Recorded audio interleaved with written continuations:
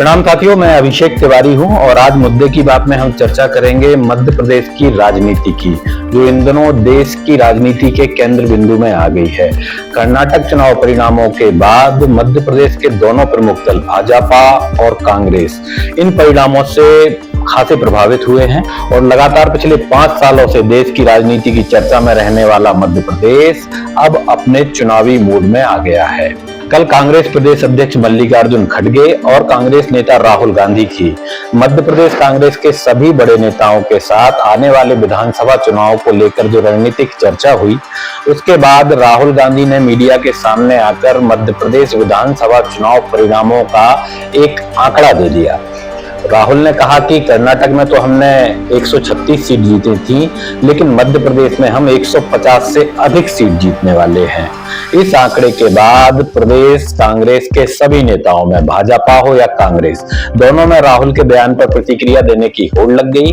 कांग्रेस नेताओं ने जहां इसे मध्य प्रदेश विधानसभा चुनाव परिणामों की भविष्यवाणी घोषित किया, खुद मुख्यमंत्री शिवराज सिंह चौहान ने राहुल गांधी के बयान पर कहा कि राहुल बाबा ख्याली पुलाव पका रहे हैं। तो इससे एक बात तो तय है कि भाजपा भले पिछले 1 दशक से राहुल गांधी को अप्रासंगिक बनाने की कोशिश करती रही हो, लेकिन राहुल गांधी आज भी भारतीय राजनीति और कांग्रेस में सबसे प्रासंगिक नेता माने जाते हैं। उनके एक बयान पर मध्य प्रदेश की राजनीति में हल्ला हो गया, जिसे हम ट्रेंडिंग कहते हैं। तो सवाल यह है कि राहुल गांधी ने जो है एक आंकड़ा दिया है, तो वह मध्य प्रदेश में कांग्रेस के मजबूत होते संगठन के आधार पर दिया गया है, या फिर भाजपा की अंतरकलह जो सिंधिया गुट के आने के बाद लगातार अंदरूनी थी, वह सतह पर आ गई है। पिछले 3 साल से उबाल खाती हुई मध्य प्रदेश की राजनीति अब कर्नाटक चुनाव परिणामों के बाद खौलने लगी है।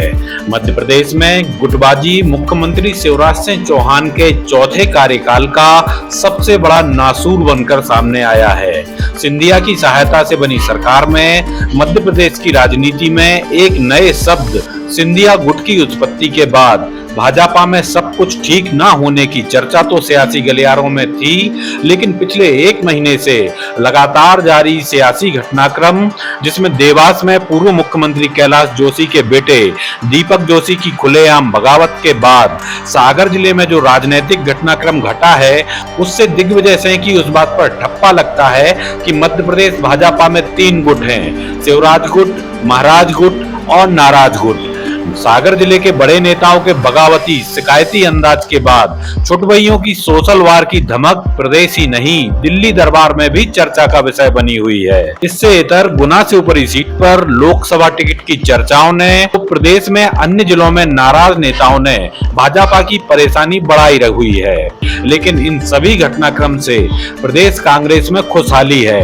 एक समय तक कांग्रेस के जी का जंजाल माने जाने वाली गुटबाजी की बीमारी अब भाजपा के खेमे में दिखाई देती है।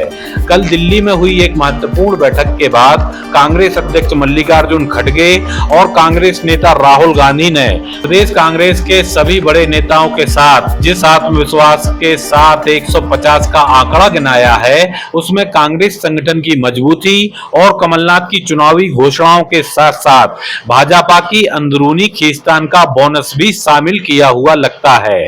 ऐसा नहीं है कि भाजपा के केंद्रीय नेतृत्व को इसकी जानकारी नहीं है। कर्नाटक चुनाव परिणामों के बाद भी यह तय हो गया है कि आने वाले 5 विधानसभा चुनाव में भी भाजपा प्रधानमंत्री नरेंद्र मोदी के चेहरे पर ही चुनाव लड़ेगी। इसलिए सभी राज्यों में राजनीतिक रणनीति का केंद्र बिंदु भी दिल्ली ही होगा। कहा जा रहा है कि नए संसद भवन के उद्घाटन समारोह के बाद दिल्ली दरबार मध्य प्रदेश भाजपा संगठन के संबंध में कुछ महत्वपूर्ण चुनावी निर्णय ले सकता है। तो दोस्तों, सवाल यह है कि क्या 2024 के आम चुनावों के मद्देनजर बेहद महत्वपूर्ण माने जाने वाले मध्य प्रदेश विधानसभा चुनावों में इस बार सत्ताधारी दल भाजपा का मुकाबला 2 स्तर पर होने वाला है।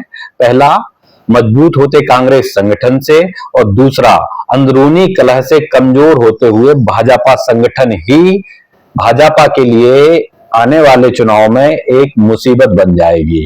पिछले 1 महीने में हुए राजनीतिक घटनाक्रम और नेताओं की बयानबाजी को देखते हुए तो यही लगता है कि यदि परिस्थितियां इसी प्रकार की रहीं तो भविष्य में राहुल गांधी की भविष्यवाणी सच भी साबित हो सकती है।